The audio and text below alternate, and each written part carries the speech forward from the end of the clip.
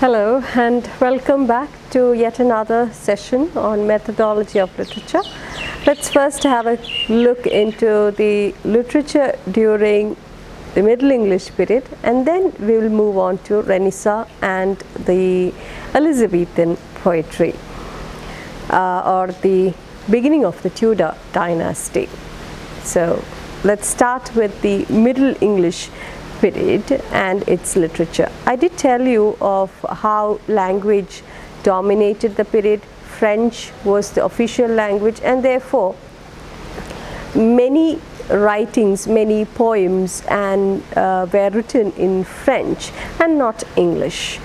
And it was in the Norman dialect because French was the official language of that period.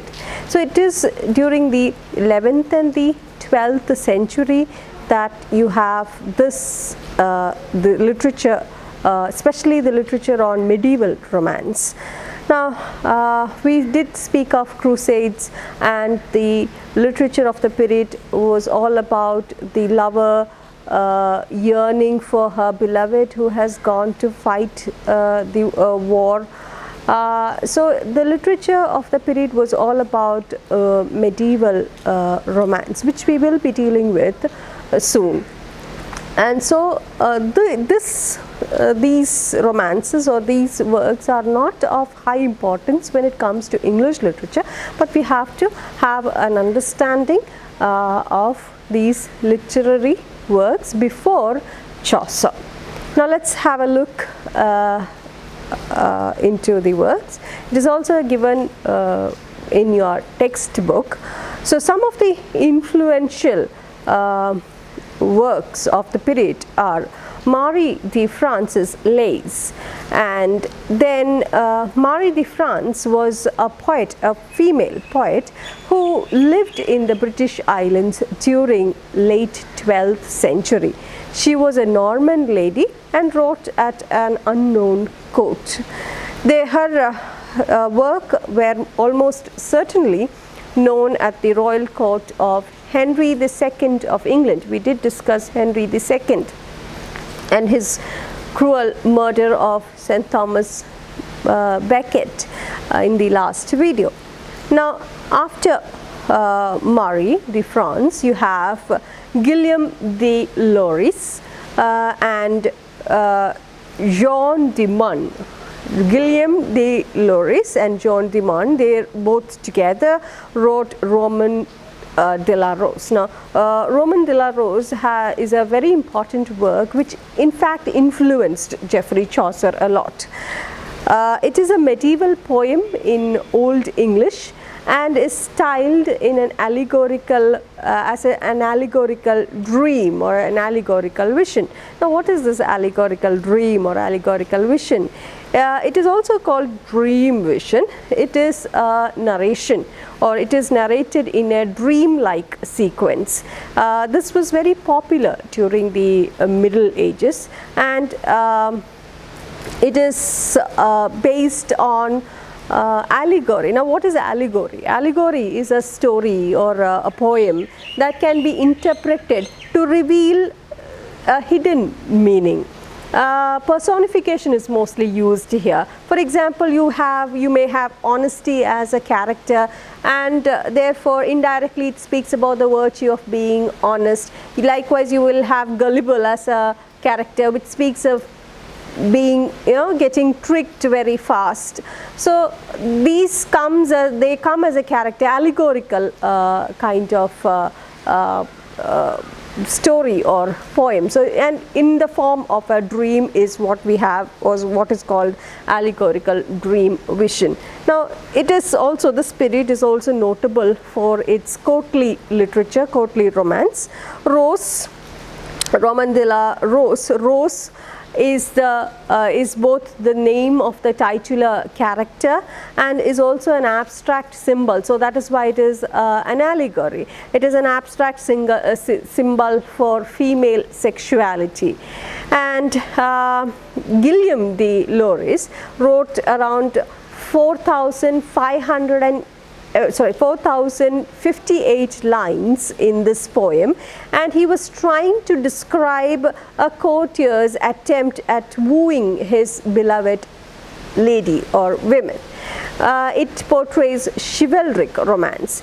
45 years later, this poem was taken up by Jean de Man, and he wrote around 17,724 lines. He added these many lines in the allegorical nature, and here it deals with allegorical personages like reason, nature, genius, and they become characters as well, and they discuss the philosophy of love and finally the lover attains his goal, and that's how the poem is all about, or that's what the poem is all about. And then the next work is Chrétien de Troyes. Chrétien de Troyes he's a French poet, and he is noted for bringing Arthurian subjects to English literature. Now, this King Arthur, is actually a character or a legendary character in the Celtic romances, or the Celtic. It is actually originates from Wales.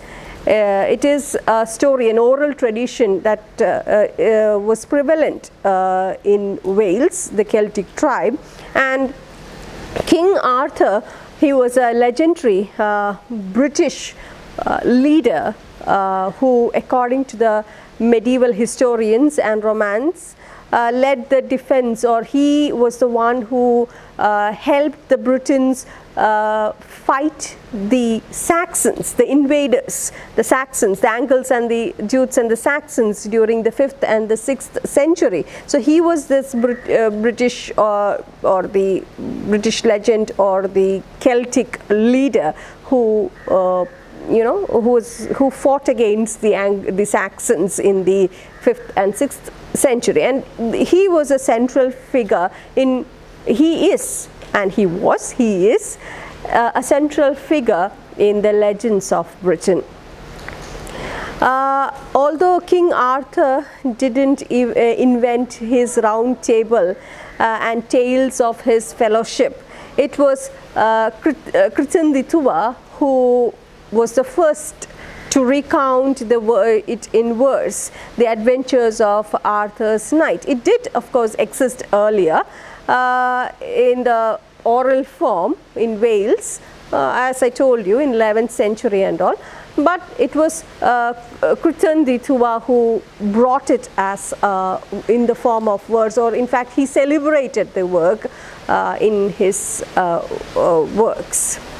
Now, you also have the stories of knighthood, Arthur, his famous knight Lancelot, and also the adulterous affair between Lancelot and King Arthur's wife, and the last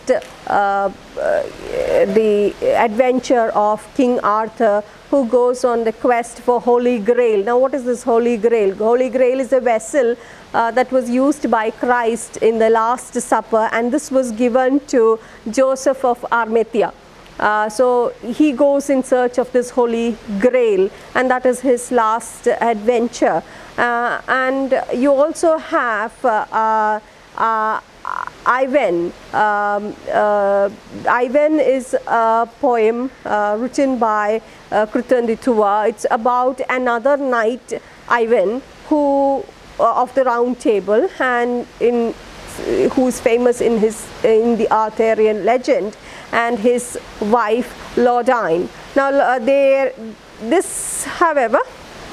these literature, that is what Marie de France and Guillaume, as well as John de Man's Roman de la Rose, which is of course important because it influenced Chaucer, and Chrétien de Troyes' poems are not very significant from the English literary point of view, but we must know of them.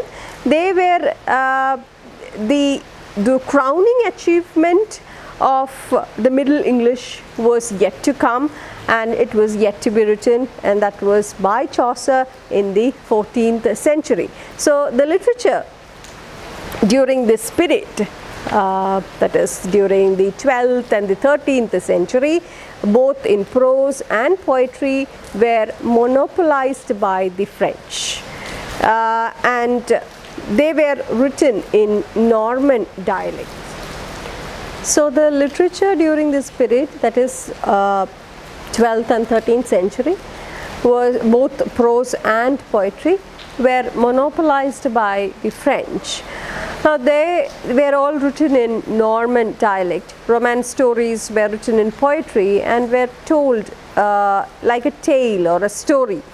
But they were confined again to the upper classes alone. It was only meant for them, like King Arthur, his knights, and so on. It was not about the common man or the common class or about the various sections of the society. It was all confined to the upper class stories or the themes.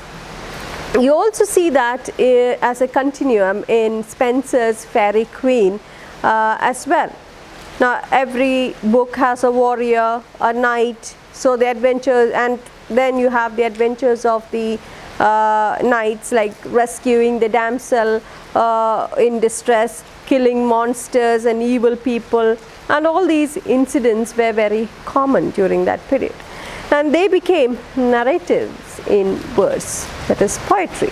So as we said earlier, now let's come back to the language section. We have dealt with the literature section before the age of Chaucer. Let's come to see how language originates. See, I cannot tell you that in a jiffy, I cannot tell you that language originated like this. This is how the language originated, and very soon we have from Old English, you have the Middle English, and then you have the Modern English. It has, it has an evolution, and it has various stages through which it in fact originates. So let's have a look at the evolution, the stages, stage after stage of this evolving of our English language. So the language was, the more official language was far more powerful, and most of the literature during this period were written in French and Norman dialect. But there was a change by the 13th century. Things began to change. Magna Carta was written. It also assured certain rights to the barons. It also controlled the power of the king. Thus, England was taking shape, and so was English. It was becoming assertive. In comparison to what happened earlier, or the period during 11th and 12th century, English was becoming assertive. And now French, though it was a powerful language, though it was the official language, it had to face an opposition from the general public, the common man.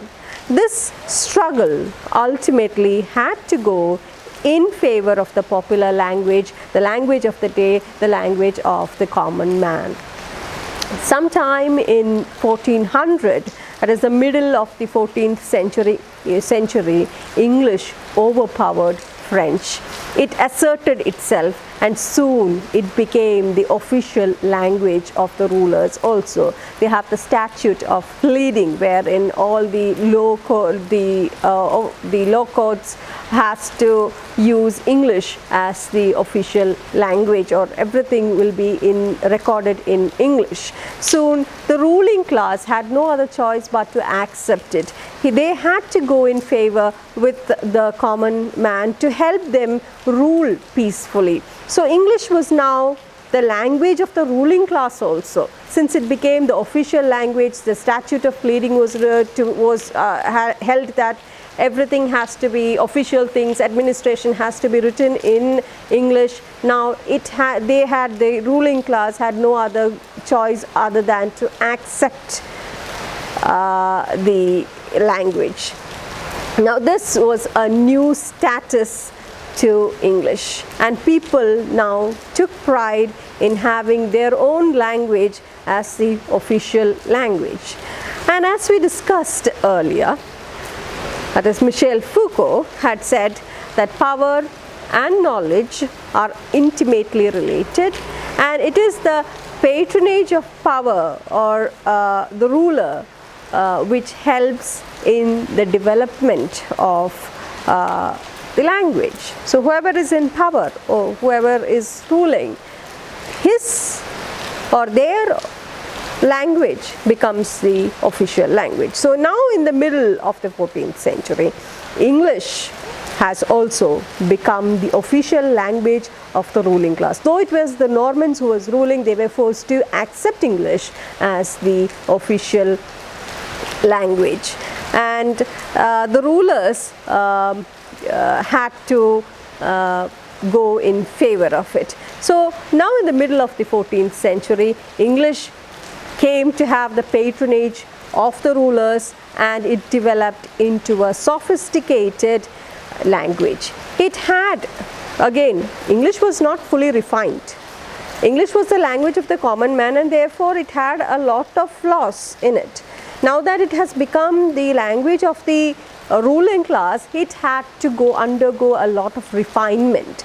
And therefore, if you look at French had already become a powerful, it was already a matured language. It was already a powerful and a matured language than English. So, and English was used by the lower classes, the middle classes. So just like if you look at the lower class and the middle class, they keep absorbing many things of the cultural life from the dominant upper classes. They look at the dominant upper classes and they absorb the lifestyle of the upper class. Just that is the case with culture. It is the same case with language also. Culture and language goes similar. It is quite similar because just like we have in culture, we have the same rule following language as well. So language is a part of culture, and English is the language of the common man, and this English language was now aspiring to become the language of the ruling class, and therefore it had to shed a lot of flaws. It had to become what can be accepted as an official language, and therefore it had to become refined. It had to become sophisticated. And since French was already a matured language, English started absorbing the qualities from this French language, and thus English was becoming from a simple language to, it was evolving into a refined and sophisticated language, both in its expression, both in its linguistic features, its style, and everything. The best example for this can be seen, or the best example for coming of age of the English language is seen in the poetry of Geoffrey Chaucer. So now we have come to the part where English has become a refined language, and slowly we start to move on to the literature during Geoffrey Chaucer's period.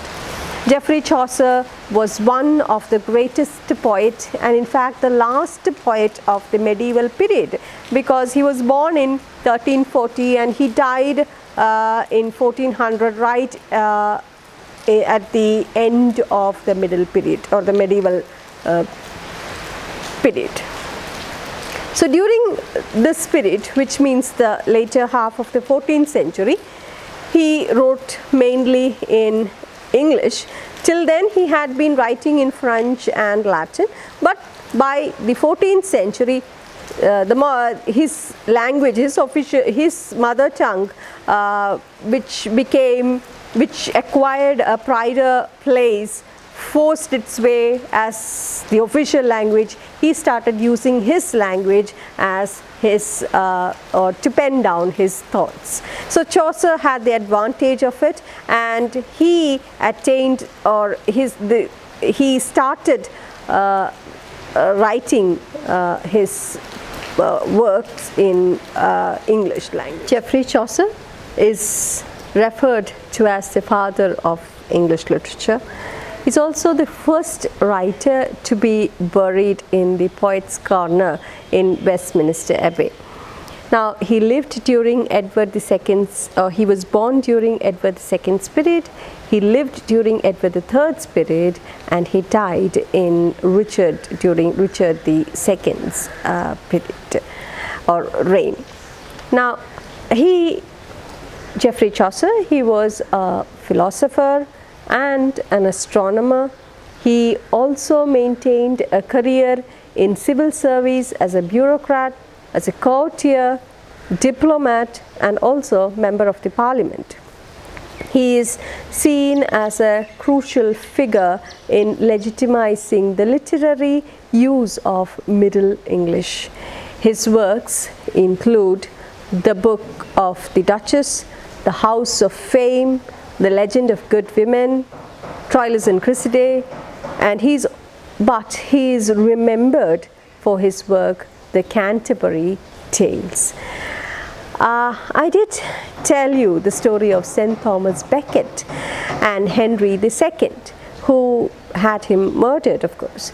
Thus, St. Thomas becomes a martyr, and a shrine is later erected in his name. The Canterbury Tales is a collection of 24 stories that runs over 17,000 lines, and it is written in the Middle English dialect. Now, I want you to remember this because you will have questions based on this.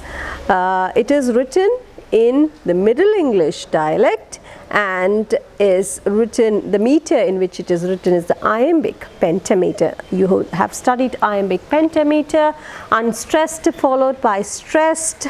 Yes, you have the thumb, thumb, thumb sound, the sound of the heartbeat. Like for instance, another example would be rain. Yeah, it's raining right now. Yeah, the rain in Spain falls mainly in the plain. So you see that? Stress, unstressed, stressed, unstressed, stressed. Totally you will have 5, and it makes 10. So you have this is the Iambic Pentameter. You have studied that last in the first year, I guess. So anyway, it is written in Middle English dialect, and the meter in which it is written is Iambic Pentameter. It is said to be an incomplete work, the Canterbury Tales. It is a frame narrative, that is, a story told around another story or several other stories. The poem opens with the gathering of people at the Tabard Inn in London who are preparing for their journey to the shrine of St. Thomas Becket in Canterbury. The poem has a prologue wherein the 30 pilgrims are introduced. Chaucer's intention was to write 4 stories from the perspective of each pilgrim, 2 each on the way to and from their ultimate destination, that is the shrine of St. Thomas Becket, making a total of 120 stories, but he died before that and only 24 were complete. The Canterbury Tales is revered as one of the most important works in English literature.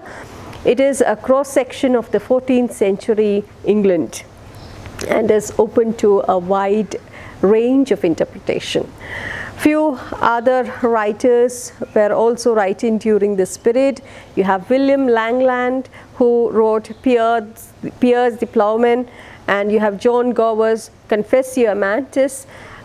Both were contemporaries of Chaucer, and in fact a very notable prose work of the period would be Sir Thomas Malory's Morte d'Arthur.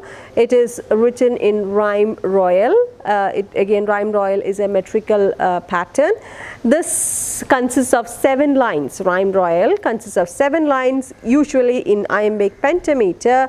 The rhyme sequence is A B A B B C C. Now it is introduced in English poetry by our very own Geoffrey Chaucer. Now we shall move on to the next topic, and that is Renaissance and the Elizabethan poetry. Now Elizabethan poetry, or the Renaissance and the Elizabethan, English Renaissance and the Elizabethan poetry, is a continuation of the Italian Renaissance. Renaissance means rebirth or revival, a reawakening into the knowledge which existed in the past, the reawakening of classical Greek, classical Rome, study of antiquity. It was a period which brought out profound changes in the philosophical outlook of the people of Europe. They took greater interest in their heritage, in their past, in their antiquity, which was there in Greek and Roman time, as opposed to what the church had told them, or church had taught them. It was all based on the finding of the city of Pompeii, a place in Italy which was completely buried by the volcanic eruption of Vesuvius, the Mount Vesuvius. And years later, excavations found a civilization that was buried here for ages. Now, the bodies and the other things, the pottery that they used, their houses, their way of living, everything was perfectly preserved, and this sparked the interest of the people. The people wanted to know more about the people of that time, or the people of the past. They want to know more about the past lives and how they lived in this world. And therefore you have them looking back at the time period of ancient Greece and ancient Rome. This also led to humanism, a belief, that is, it was the idea that while the church was very important, it had its place in the spiritual matters of man, and it doesn't have to control man in his, or it shouldn't be involved in civics, or it shouldn't be involved in politics or running of the government or anything scientific. It had one place in man's heart, and that was the spiritual matters. It shouldn't look or shouldn't get involved in all these things, that is the administration and the scientific things and the rest of the aspects, and people should be capable of controlling their own destinies than just accepting whatever life or situations they were born into. During this period in England, we also saw the founding of several universities like Oxford and Cambridge, and they also ran a humanism-based curriculum. That means that they studied history, geography and modern languages, and so it was a place for them to learn all about them. Again, it was all about the past. When I say modern language, it doesn't mean the modern in the modern term terms. It meant the languages, the classical languages itself, other than English. English language was not introduced at that time, okay, in their curriculum. It was all about geography, history, and Latin, Greek, and other languages. So don't take it in the modern sense. Another thing, I haven't started Renaissance. In fact, I've just started to tell you about how Renaissance took place in England, the impact of Renaissance in England. Another piece of technology that encouraged the development of Renaissance in England was the invention of the printing press by Gutenberg. And you have this movable types of printing and where you could continue to make books which became available to everyone. Books therefore were not handwritten earlier. It had to be written by hand. Now books could be printed, about 100 copies or so, and they were not very expensive as it used to be earlier. It could be copied, it could be shared and made available to common man.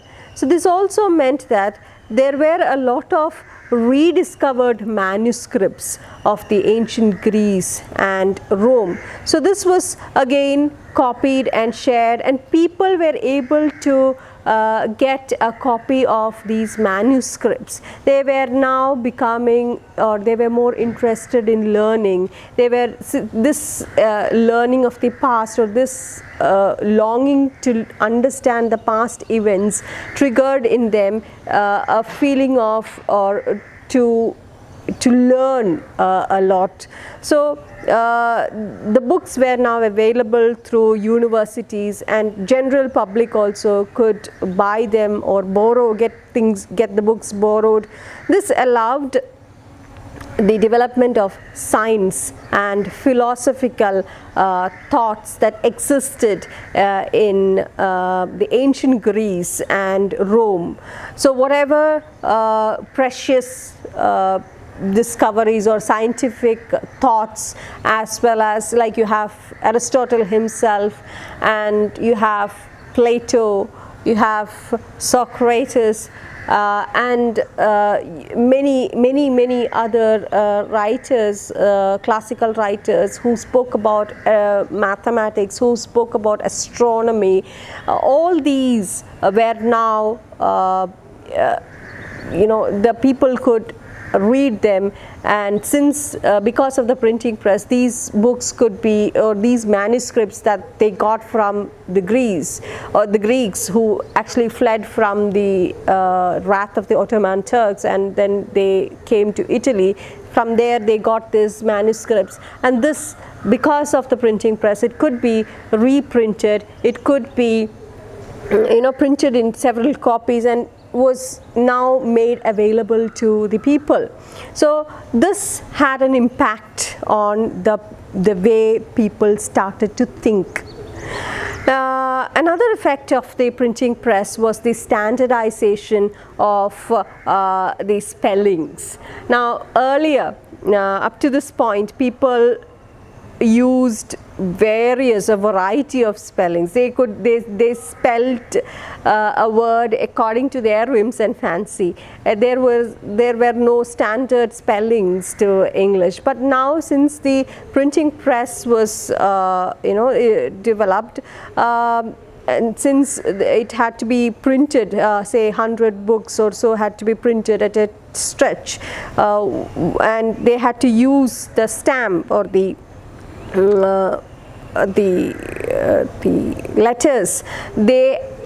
We had a situation where we had to standardize spelling. Even Shakespeare, it seems, had spelled his name differently. 4 or 5 different spellings, where he had 4 or 5. He had signed his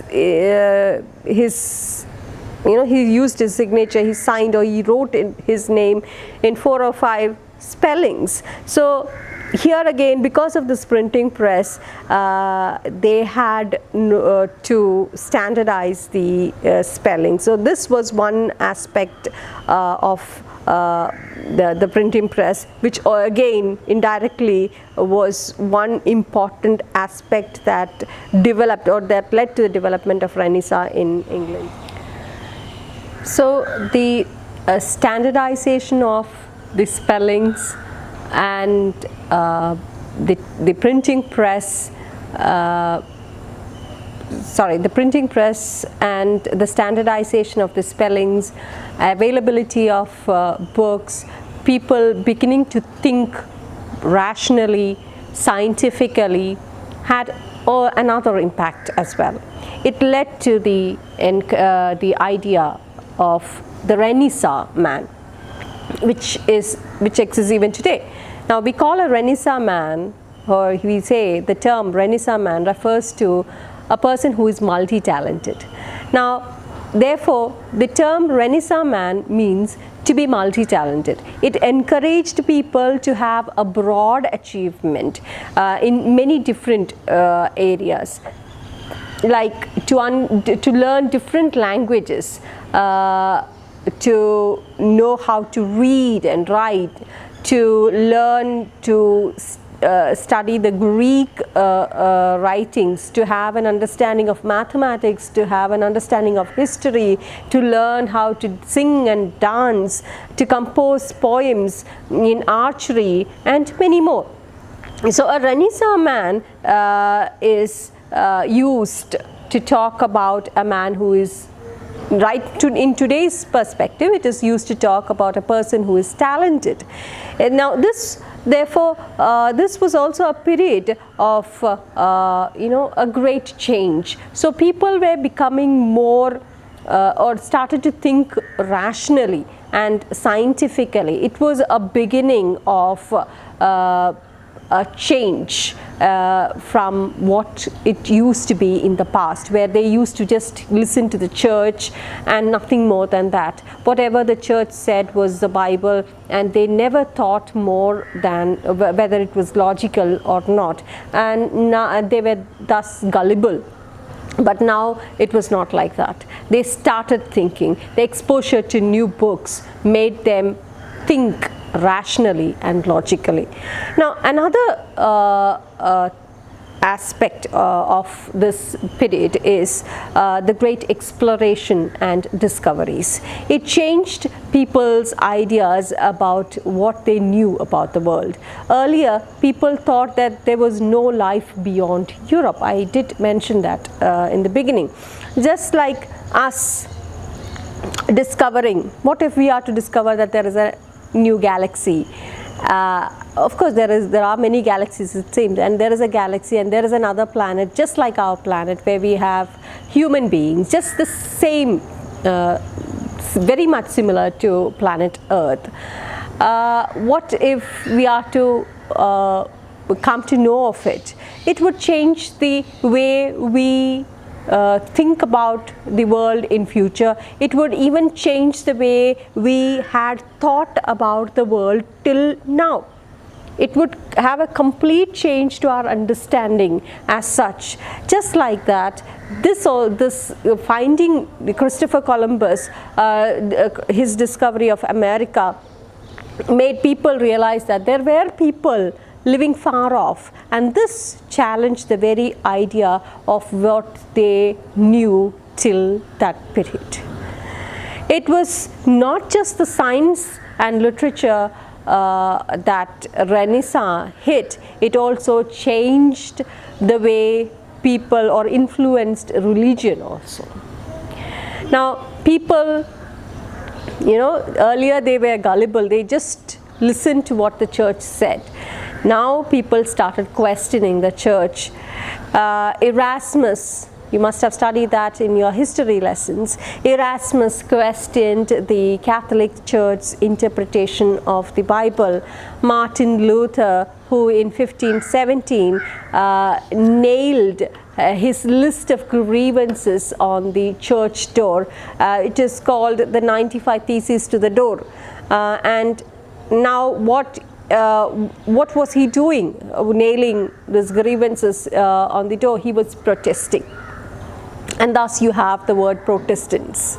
He was protesting the corruptions in the church and was making suggestions of all the things that needed to be changed in the way the church was doing at present. The church's corruptions needs to end. The way they were putting their nose into everybody's business, governing, and all they put their hands into the government of the state. In the way man looked at things, it was not allowing the people to think.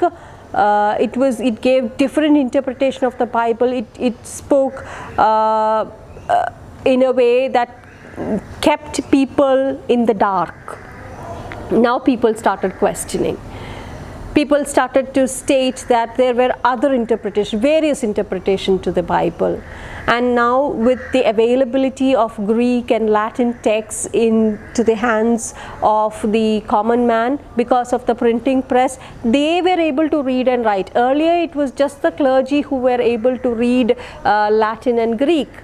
It was just meant only for the clergy or the upper class, and therefore the common man was always strict by the church. Now with the printing press coming and the availability of books, reading and thinking being encouraged, people started to think on their own. They were not gullible anymore. They started questioning the church, and this led to the revolution, the Protestant Revolution. This had an impact all over Europe. It caused wars, it caused persecution of the Catholics and the Protestants.